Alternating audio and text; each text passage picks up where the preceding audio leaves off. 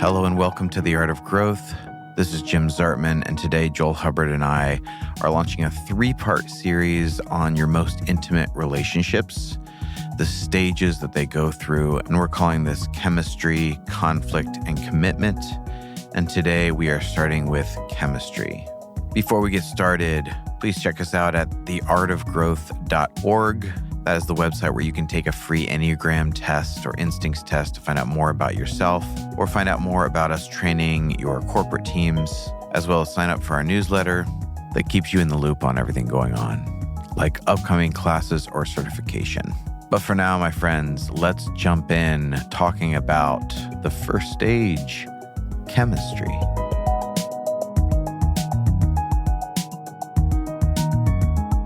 So we're going to take on the topic of romance and long-term partnerships, the most intimate relationships of our lives. And I pushed us into this because for a couple of reasons. One is this is conversations that I'm having with people all the time. I feel like a lot of people bring this stuff to me, and I see certain patterns as far as where things tend to go wrong at the beginning or middle stages. We're going to put this on a map of these 3 stages that these relationships can go through. The first one being chemistry, the second being conflict, and the third being commitment. And we're going to talk about these stages and what has happened at each of them. But I have to start with the reason I think that so many people actually talk to me about this is because I do have a good long-term, relationship in my marriage with Abby. We've been together 20 years, married over 18, and it's been a good experience. But I think it goes back further than that. And when it comes to this topic, like me personally, I have to admit, I am a romantic, like completely. I was, 11, 12 years old.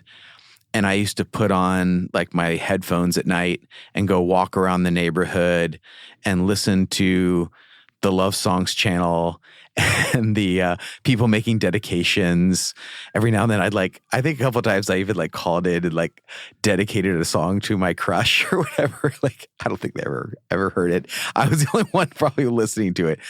But I'm listening to these songs of the late 80s, early 90s, and they are very full of hope. Love can conquer all, we can do this. And there was this magic that it felt like it was a message of attainable magic. That theme comes up a lot as far as I've been thinking about this the last few days.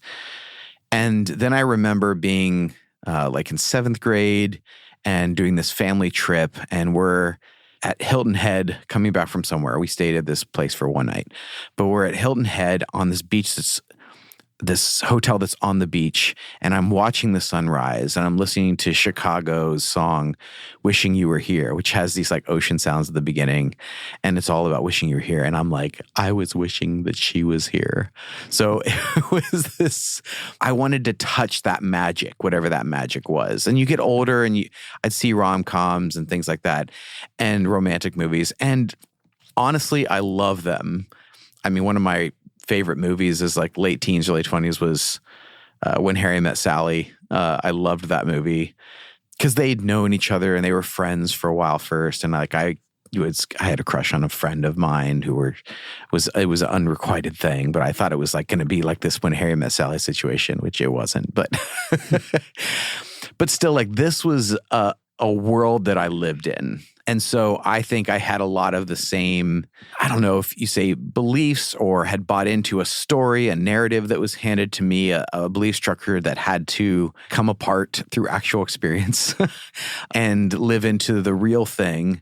But it's impossible for me to remove from this conversation where I come from, which is I come from a world where I was bought in, Mm-hmm. And now I've seen so many people frustrated, go through pain, go through heartbreak, go through these experiences that I see some of these stories influencing. I don't think we as a culture in general have taken into account like what the arc of a healthy relationship goes through. There is a major disillusionment that the narrative that has directed so much of cultural's view of love have been shaken a lot over the last couple of decades. And I think people are looking for a healthier way to view relationships long-term. And so we're going to talk about that. But I had to give my kind of background. I feel like that was important. Yeah. And that's why it's always been interesting to you and something that you've worked at and developed over the years. It's never been my greatest interest, but it's always been my interest in how growth and transformation happen and also how connection happens. And so my approach to this is more from that perspective of how do you grow together? How do you continue to develop in relationship?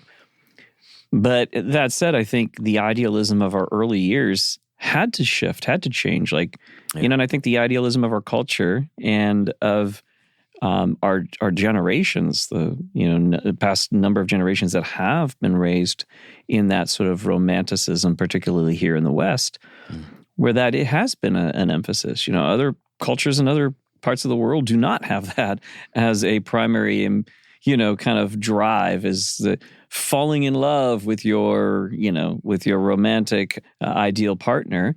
But we have that. And there are complexities that led to that, for sure. There's complexities in how technology advanced and autonomy, ability to move to other places. So now your options widened, and that gave birth, I think, in many regards, in many cases, to the ability to have this kind of evolve within us. So it's not like there's something wrong with it or something ideal and perfect about it. It's neither one. It was necessary and is still necessary, but that's the reason why we're talking about these three stages. It's not like, okay, we're going to talk about this first stage, and then after that, we're never going to revisit it because it's not necessary for the relationship. For sure. It's something that, because it was necessary, emerged, and then had to develop, just like everything organically does in our world. It develops, it evolves, it becomes something more.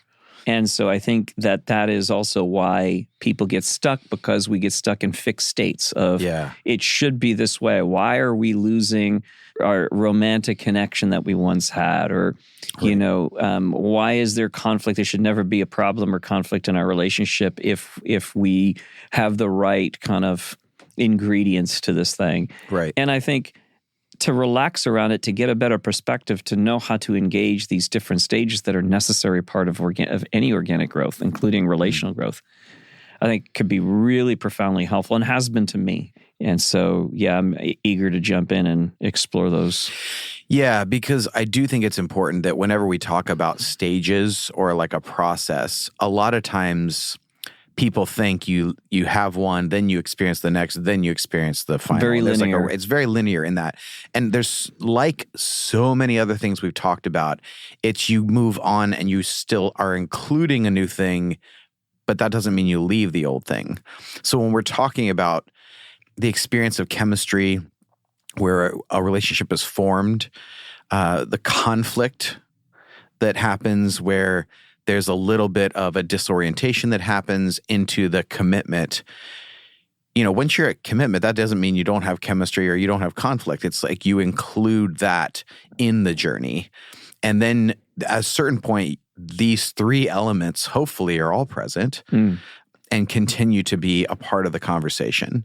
But you don't ever leave them behind. Right. I think that is the concern a lot of times, that we're not going to have this, or we won't have this anymore, or this, but in my experience and in the experience of a lot of people who have informed me about this, mentored me about this, have had conversations about this, like couples who are, well beyond me in years, it's all three and they can come back around. Yeah. Ready to dive in? Yeah. All right. So chemistry. Yes. It's a very important part of formation of anything, right? Any relationship. But it's used in everything. It's used in even in corporate. It's like, when you're hiring somebody, you want to make sure that you have this kind of chemistry. How would you define chemistry? I think there's a gelling that happens where you go, oh, there's just this indefinable fit. It happens with friendships, I know, where it's just like, man, we just click. There's something that happens. I think of it, as a musician, I think of it with like the great bands I love, like U2, for instance. It's like 4 guys who all contribute something radically different, and it's the difference in contribution that makes something that none of them could do on their own. Mm-hmm. And you see this like a lot of times, like a band that you really love, like a couple of those people will go off and do something else, and it misses something. Mm-hmm. So it's like, there's something of contribution that people bring, but there's a gelling, there's a natural, it's something that is both developed and inherent. There's like a click that happens, and there are actual brain chemicals that make this happen. Well, that's the thing is that's the undefinable, is like what's happening at the biological level. We don't know what's happening there. People much smarter than us in that field can definitely explain it a little bit. But there is that component. What else is there besides the component of this? So there's like the chemistry piece we don't understand fully, the attractional piece. What are some other components that make up chemistry? Well, there's a values component for sure. So often people discover each other within a context of something they both value. Yeah, 100%. That's a big part of it. A lot of times people met when they were experiencing something that they mutually shared a value or an interest in, whether that be in a spiritual context or in an interest. This is something that my friend Jim tells people who are interested in finding a partner, and he says, well, the kind of person you're interested in, like where do they hang out on a Saturday morning? Like where do they shop for their clothes? And he takes them this whole line of thinking, like where's the overlap that this person would share something that you actually care about as well. Mm-hmm. So that's a big part of it for sure. Yeah, so values is a huge, I see that as well. It's just such a huge component of it. The other one that's kind of related to that is something shared. So you have shared values, and then you also have sometimes shared experiences. Yep. That it's like, oh, you had that too, right? Yeah. And all of a sudden there's like it's this moment of, wow, there's something there between us. I also think about like traits and characteristics that are attractive. And that's something we don't always know why we are. Yeah, but we have a few things like, oh, you have this thing that I have. There's a little bit of that. And there's this thing like, oh, you have this thing I don't have. Yeah, and that's the part I'm eager to explore in the second component of that we get into. Yes. Because I think that that's just as important to my mind as the part that we share, that we see eye to eye on, that we agree on, that we like about each other. But that first stage has to be established to my mind, which has to do a lot with what is shared. So for me, chemistry is like the attractional quality of what we can't name, which probably is the biological component, which includes things like traits and characteristics that we're drawn to. So there's like the physical, the emotional, the mental as well.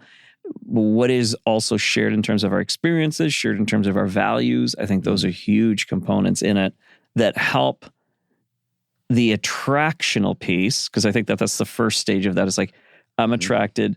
Yeah. We see a lot of things. We agree with a lot of things. We seem to feel good together. Yep.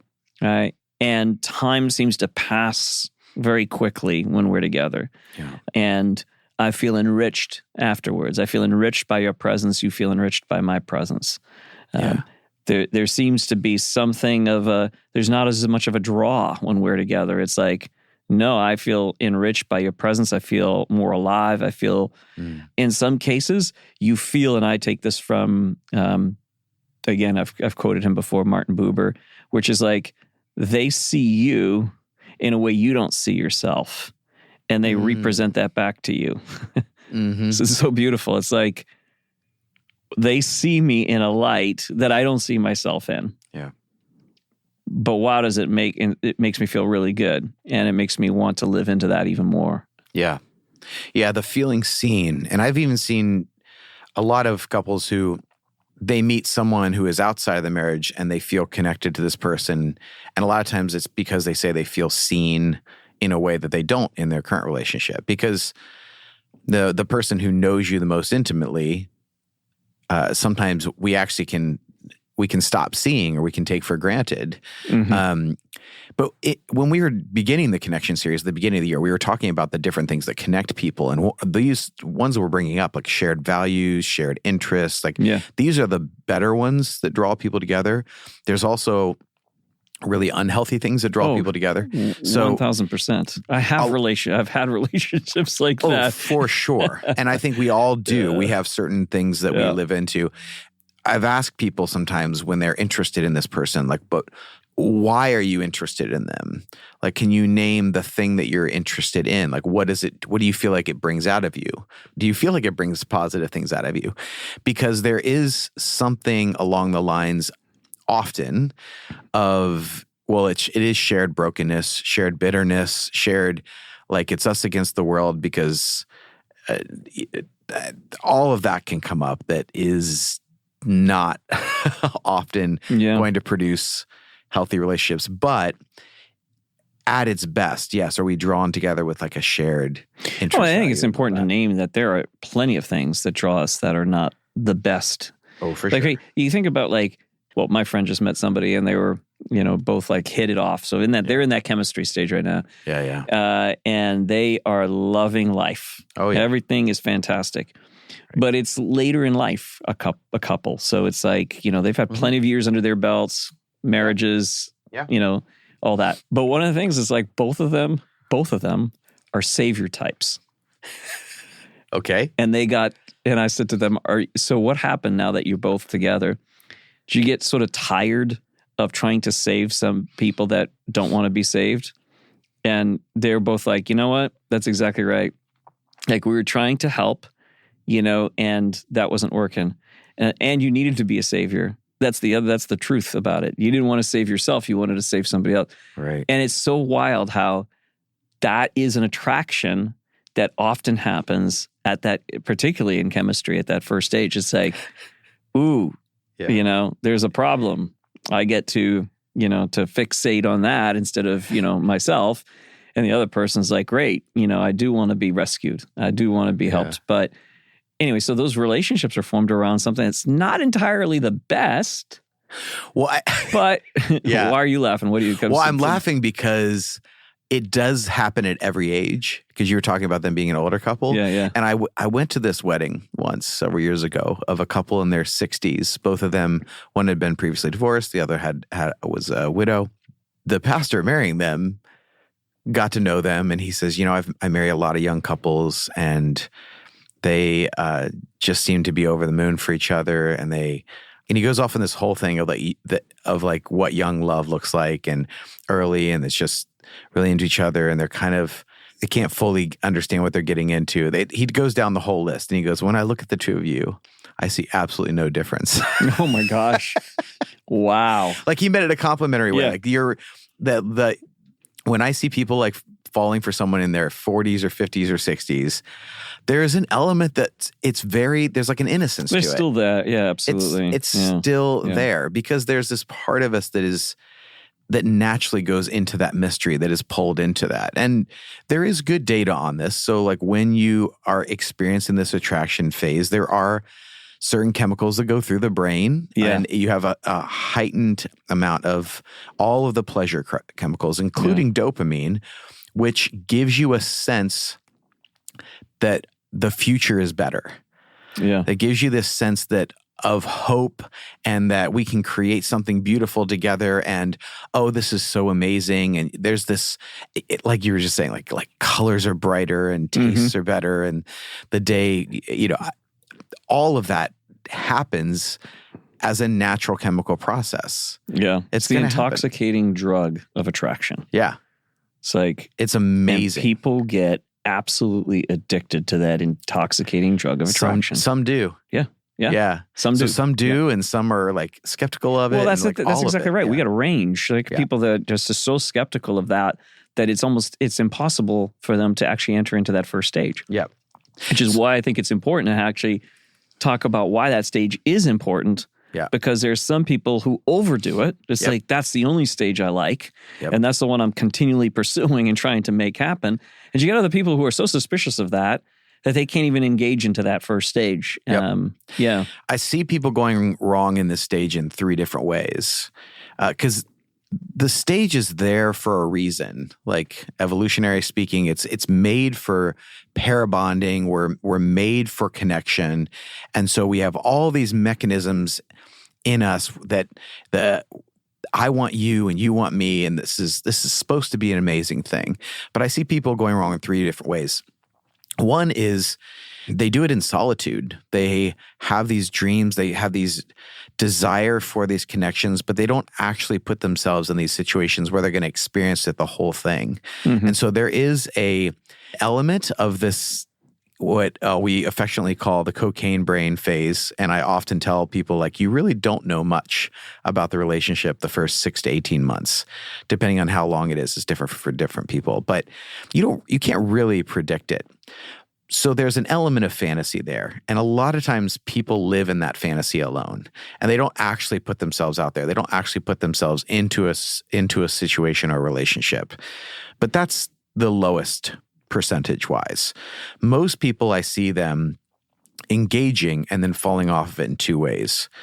The first one is they take it really seriously.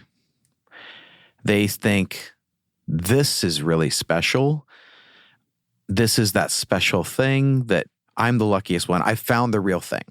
Mm-hmm. So I've seen people who have even been through multiple relationships and even heard them say this multiple different times at different points in their life with different partners. Oh, but this is the real thing. Mm-hmm. This is the really special relationship. This is nothing. I've never experienced anything like this before. And these just natural chemicals in the brain that are going off. And where I think it's a behavior that I wouldn't recommend is making major life decisions, commitments during that stage where you're all into the passion of this other person, especially what has been informed by the romanticism that reaches into our culture. And it makes certain promises that the relationships are supposed to look a certain way. And then at the beginning stages of chemistry, it feels like that whole thing is real. This dream that I've had, this desire for attainable magic, mm-hmm. It's happening. And I've seen people within 3 weeks or 3 months get engaged, move in together, make commitments, say things like, when you know, you know. Yeah. And I actually don't have a problem with making decisions. I have a problem with that you don't have a model in your mind, or you don't have an expectation, I should say. You've got the wrong expectation, which is fine because even that gets changed by life. Life changes it reveals your expectations and lets you down, mm-hmm. Which is important. But it's the expectation that this will always be this way, instead of an expectation that we will grow. And then a value around when we grow, our value is to continue growing and growing together. Growing together in the sense that we're agreeing that growth is important. So I celebrate your growth and you celebrate my growth, but we expect that these changes are going to happen. We don't know which ones are going to happen. We don't know how it's going to happen, but we expect that that's going to take place. And I think if people who err on that side of like too much romanticism, too much of that trust in the chemical, they can end up where it's like that's the expectation that should always be. And if it's not, then it's undesirable and I'm out, or there's something wrong with us, and therefore we need to, change or part ways and find somebody else that can give us that. Yeah.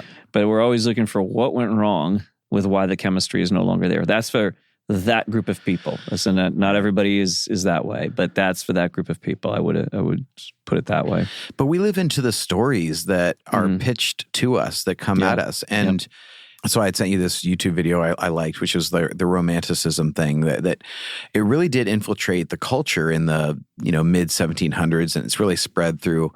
I mean, I've heard stories of it all around the world. It definitely has a lot more dominance and effect in Western culture, and modern cultures where people have moved out of a survival stage of life and where relationships then Sure, and it has even this- you happens can in places choose. like India, but where Sure. there's more affluence, Yes, rather affluence, than right. in other places. This would be true anywhere in the world, Yep. where there's more affluence, there's more complexity, there's Right. more opportunity, there's more people. Right. That's a big part of it. So, choice, surrounded by a lot of choice, means you're probably in cities, and there's a certain you're not just in the survival stage of life where it's you need other people around you just to survive. You have moved into this, but with that came a lot of belief systems and stories to confirm those belief systems that I see operating around me all the time. That people tell me their experiences all the time, where there's an expectation that I'll have an intuition that this is a specific person, and I'll have these strong feelings towards this person. And if I have these strong feelings towards this person and an intuition that they're the right person for me, then we are falling in love. I would still love to trace where that phrase came from. I'm falling in love with this person. And that means we're going to have a lifelong, mutually fulfilling sex life too. And it's going to be this lifelong, passionate love affair, right?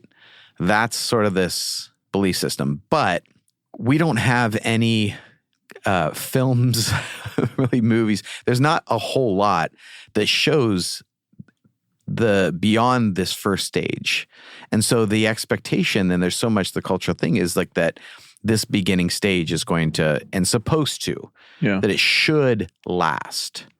Well, and that's it. So, okay, so there, I want to make a little bit of a shift here because that's the people that actually buy into this whole romantic view of relationship.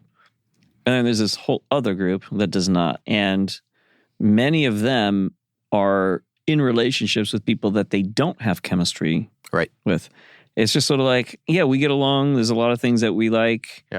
And so the shared component, shared likes, dislikes, that's great. And so they got these people that that they've had relationships with for a long time. But the whole romantic piece is something that they don't trust or that they don't feel comfortable leaning into. And I don't know all the reasons why. So I'm not going to even take a stab at that. But just to say that there are these people that really don't enter into that part of the relationship very easily. I think it's true that all of us are made, I think, to some degree, we're going to experience some chemistry. I think that's true. Mm-hmm. But I think that there are a number of people that suspect it so much or are afraid of it or distrust it. And so as a result, it's sort of the thing that they quell inside them. As soon as it comes up, it's like, no, can't trust that. It is a disruptive energy as well as it's an attractional energy. Oh, for sure. And I think people will say it's described. I've heard people describe it even in our coaching classes. It's hilarious. I've heard people go, yeah, that feeling you're describing, it's very, very terrifying to me. It's very unsettling. And at the same time, others would in the same room would be like, oh, I love that. I love that phase. I love that experience. Yeah, and it's not 100%. So you can't go this across the board. But I did hear a relationship. The guy worked with a lot of relationships years ago. He said, I was talking to a room full of couples, and he said, even if you do not consider yourself a Romeo, you have married a Juliet. Talking about typically there is more of that romanticism, has grabbed women more so, but that's definitely not across the board. And I think that's one of the reasons I shared my story at the beginning. Cause I share that cause I definitely experienced all of those things and was very much into that idea. But we're talking about the two ways that people fall off at this stage. And one of them being the, too much commitment, too fast. This is everything, being addicted to it. If something goes wrong and I'm not feeling that same charge, I get out, I jump into a new relationship. And so a lot of times these are the people who are serial daters. They go from relationship to relationship looking for that buzz, or it's such an overpowering feeling that they commit their whole lives, right? So I just make all of this commitment more than the relationship can sustain. So this is, we can barely bench 150 and we're going to we're going to throw 400 on the bar and make a major commitment to our entire lives, and it's altering. So that's one way that people fall off. The other way is they're completely skeptical. So this can be because of a past pain, a trauma, or just personality, disposition. It can be for a lot of reasons. But as soon as they start feeling that spike, that intensity, this drawing, of this pulling in, this reaction, this happening, they go, whoa, I got to be really careful. I don't want to be let down. So a lot of times there's this feeling like I'm going to be let down. Or there's often self-fulfilling prophecies where they'll push the person until that person does the expected behavior.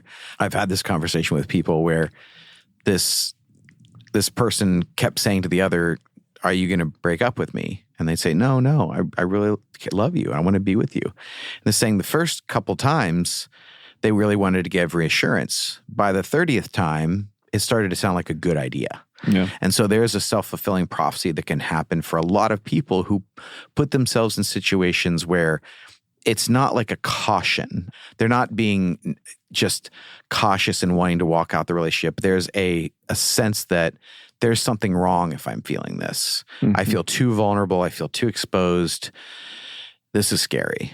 Well, and so those two extremes, I think, is just paying attention in that first stage to, in order for you to engage in or to have a relationship that has any chance at really being, good, impactful, enjoyable, I think you do need to have those two components, the chemistry, which is that chemical that does create a certain quality of energy, a certain rise, a fieriness, an excitement, and you've got to be able to be okay with that. If you're not okay with it being so powerful in you, so pronounced in you, this is just like, can I allow a little bit more? We're not saying you need to go all crazy. Just like, can I allow a little bit more in the space? Can I allow it because relationally that makes a difference? If you allow yourself to feel that, the other partner feels that too.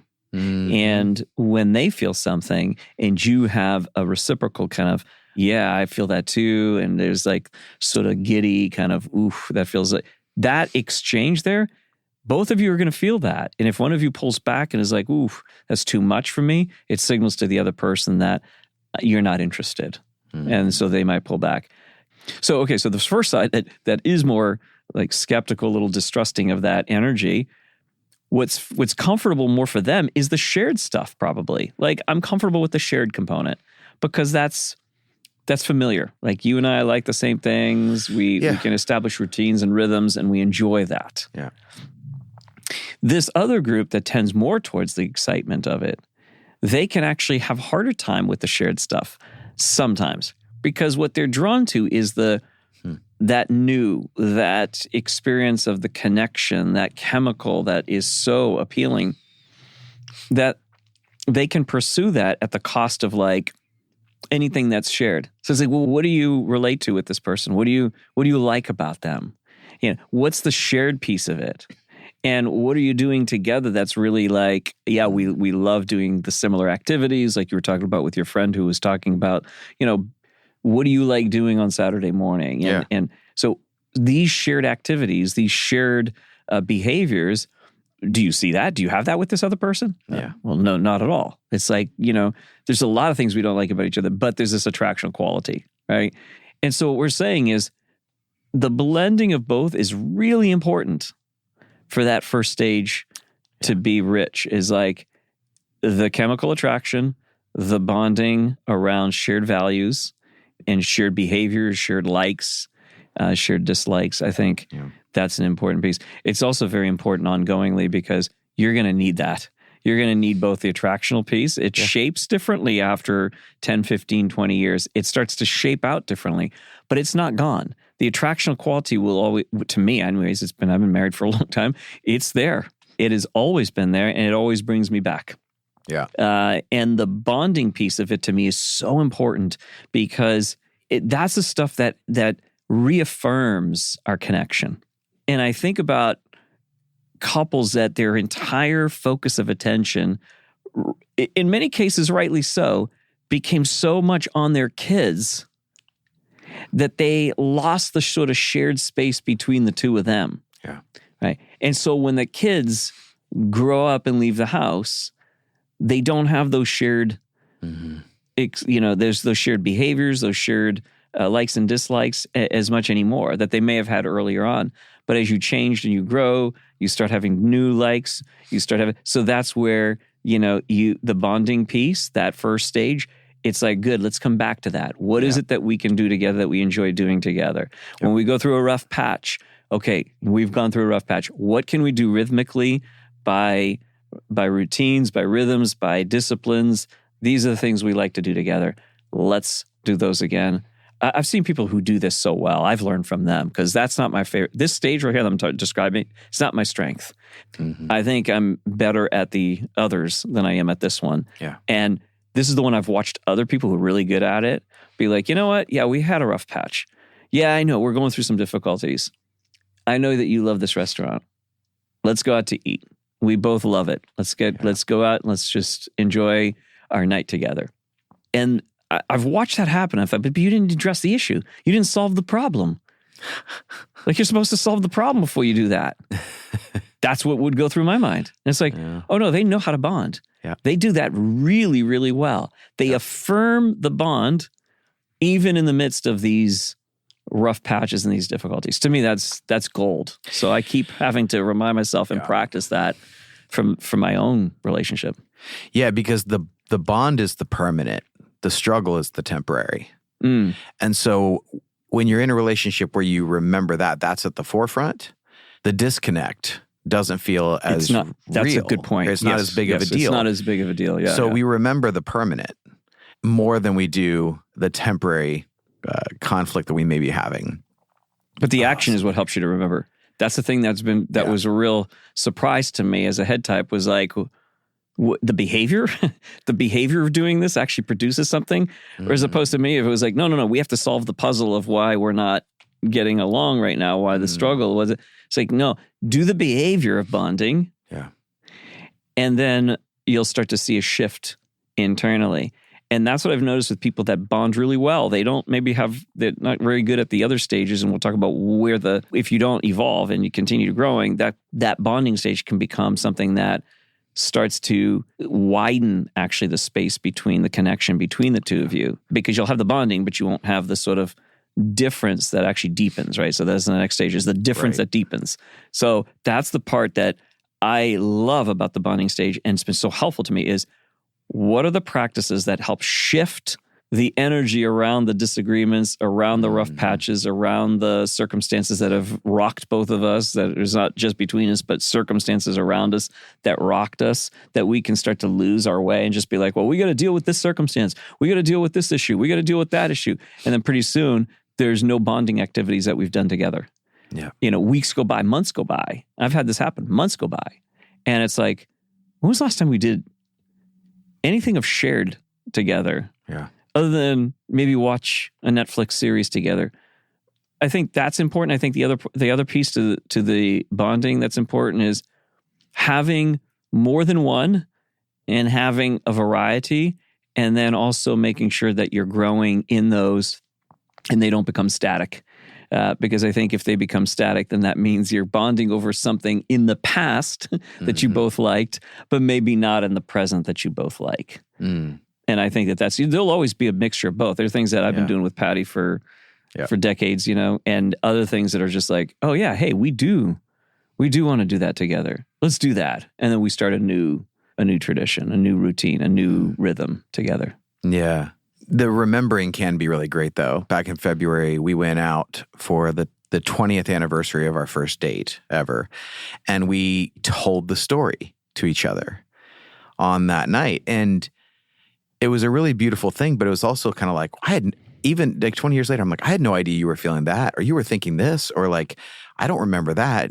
Oh, this stands out to me. Like, this is the part and you're bonding over something that has happened, but you're having this experience of it in the present. Yeah. So that it keeps this thing with you. And when it comes to like the bonding and the conflict, all that stuff, like I really believe in this idea of the higher authenticity, that the most authentic thing is not what you're feeling in the moment, it's the thing above it. And so when we were just talking a second ago, like that even though they're still in conflict, they can still do something together that bonds, because that is the bigger reality. And Abby always used to tell this story about how when we were dating, she's like, yeah, when we were dating, I had a lot of this anxiety about what was going to happen and was the relationship right and where was this going. And Jim was just so calm and reassuring. And he would just say, I think every couple experience this. This is very normal. Like I would appeal to this kind of, I think this is totally normal. And I turned to her, I said, I wasn't confident at all. I believed that to be the higher truth, but I was just as freaked out as you were. Right.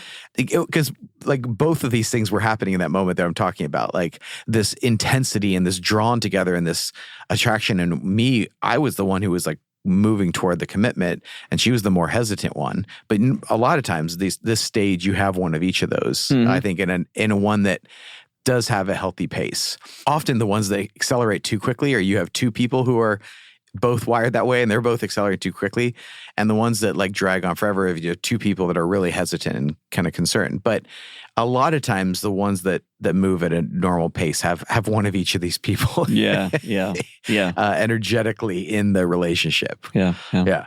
Obviously, many of you have heard us talk about the instincts and are familiar now, at least at a rudimentary level, as to what the instincts are, what they do.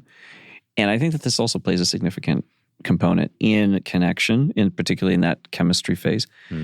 Sexual types, by and large, will have this sort of like comfort with that energy of chemistry. It's just natural. It's like, yeah, we love that. That's like the sizzle, the magic. That's like, oh, totally. Yeah. And then you'll watch as people with self-preservation instinct who are dominant in that will have a little bit more of like, I like the familiar. I like the things that don't shift and change as much. I like something a little bit more even. And so just being aware of your dominant instinct, same social, it's like, yeah, I'm comfortable with the bonding. I'm comfortable with that sort of like checking in. Doesn't have to be anything crazy, but like regularly, like we're okay. We're getting along for the greater good. This is the thing that is on our minds. And so just to be aware, your instincts will play a significant role in how you go about it. And it's okay. That's part of your gift. That's part of what your contribution is to the world.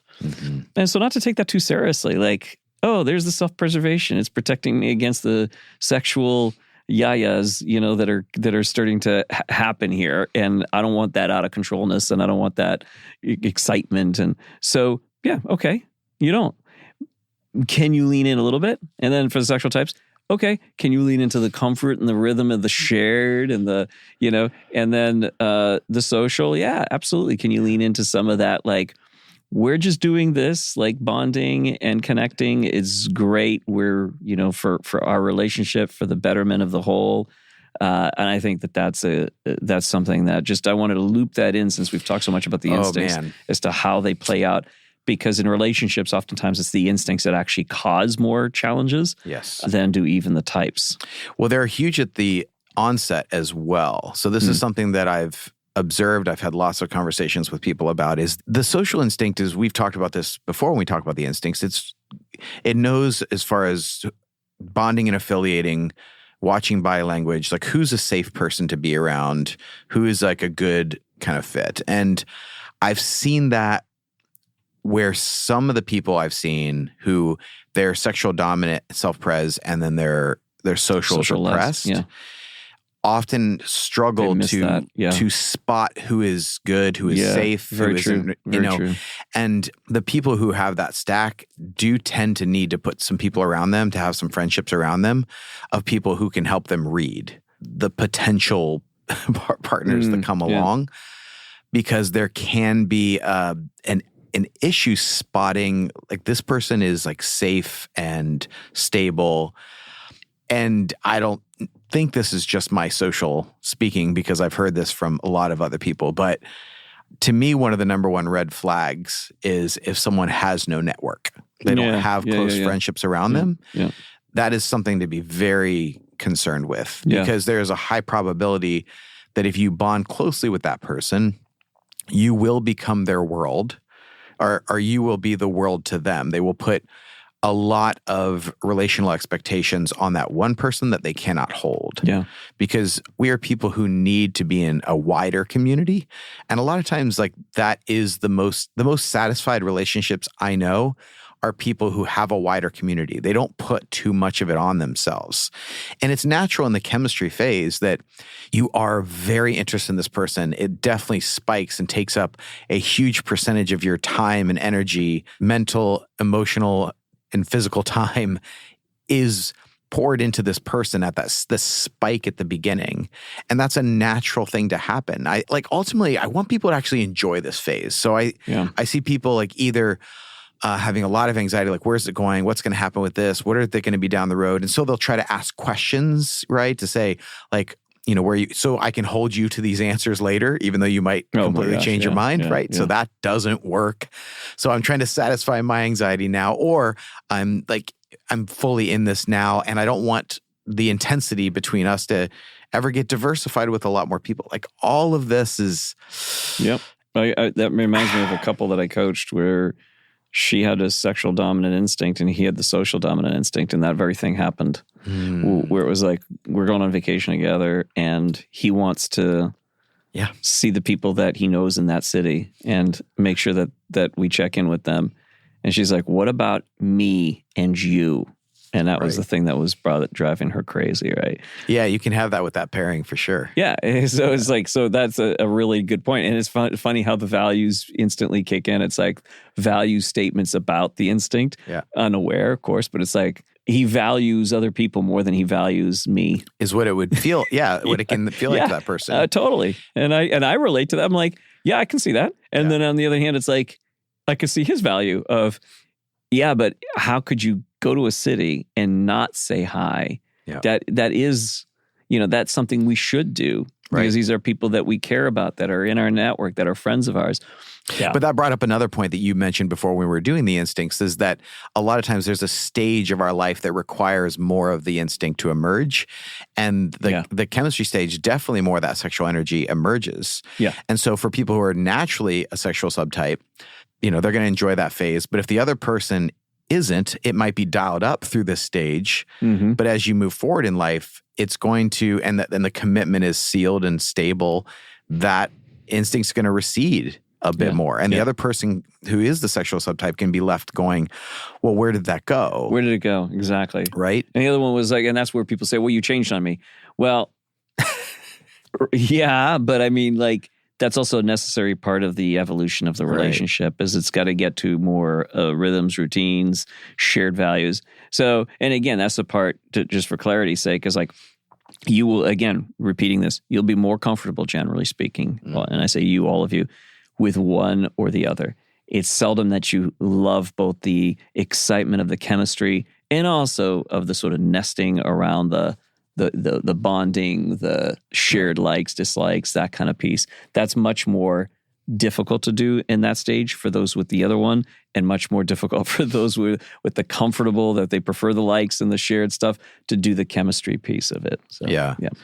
I think my heart and my hope for people who are, either longing for a relationship or in this stage, that you'd actually be able to enjoy, that you would. It can be a really special time. It can be a really beautiful time. And I want people to enjoy it without either questioning it to death and killing it, or having that self-fulfilling prophecy or whatever, or taking it so seriously that this is so special and nothing has ever existed like this before, and we need to make this commitment and we can just jump right in. Like, what this stage needs is, it needs enjoyment, but it also needs time. Mm-hmm. It needs time to just let it be, to exist in this state. Take it from, obviously, this is, the bias is my 7, so I'm going to say this, and I'm putting the bias out there, so please, please, please hear it through the lens of, I'm not objective here at all. I'm very, very biased towards my 7 when I say this. But there's a whole lot of front loading that people do to relationships, where it's like, I want to make sure that we've talked about this and be careful about that, and watch out, because you're going to lose your, you're idealistic right now, but that's going to change. Like, no, please don't do that. Engage fully, but engage with your eyes open. Yeah. And be ready for when things do shift and change, and be okay with it. live in the present. That's what I think living in the present means.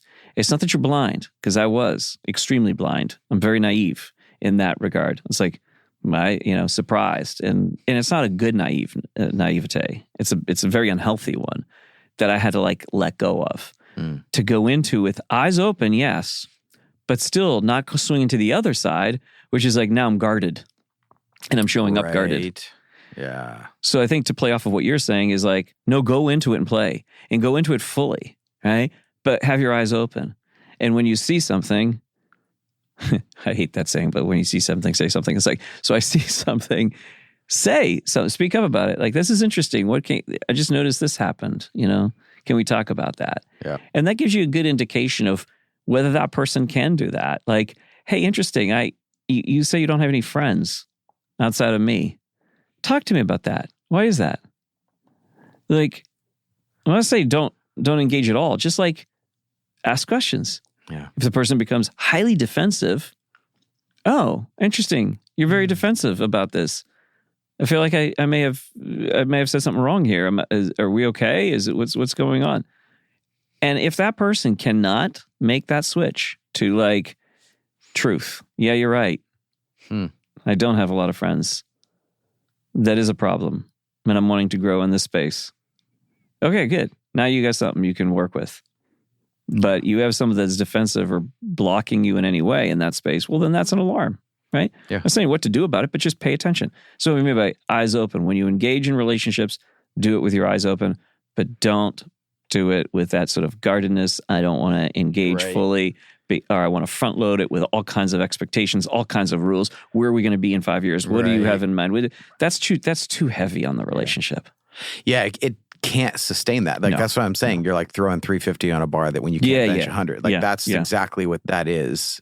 And we've been talking a lot about calling yourself out. And I think this is a great time to set a precedence to calling yourself out. Like when you're saying something, I'm asking this question or I'm doing this, I get kind of anxious about relationships. So that's why I just said this thing, or I just did this thing, or there's something very freeing when you can call yourself out at this stage. 100%. Yes. And a lot of times, because there are some more hope molecules, whatever, dopamine in your system, you can set these patterns early. But I think calling yourself out at this stage and saying what you actually mean and trying to establish some groundwork where you are really honest, I think helps a lot. Yeah, you can say, look, chemistry. Okay, this stuff right now, whew. Yeah, it's good, but I'm nervous. This makes me anxious. That's totally adorable, welcomed, love it, right?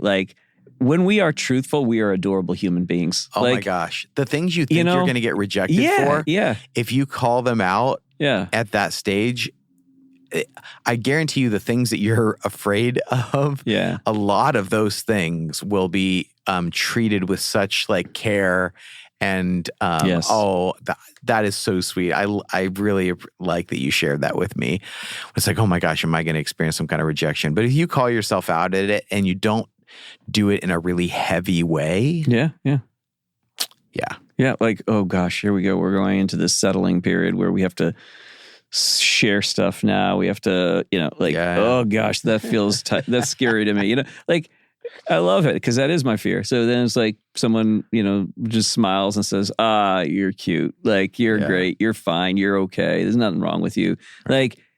Great. That gives me permission to be more authentic. But you notice the truth. You notice what happens to you when you say the truth, when you admit these things. It's the power of it diminishes inside you.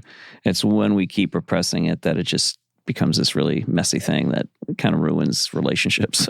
Right. Yeah. I want people to have fun with this phase. One of my favorite little romantic comedies is called Little Manhattan. It's about a 10-year-old boy who's falling in love for the first time in New York City, with the girl he goes to karate class with. It's adorable. It's hilarious. But there's something about that. I want to be able to lean into the innocence of my youth in this stage and to believe the best about people. So I'm starting with this habit that the innocent have, the habit of believing that they have my best at heart, believing the best about someone.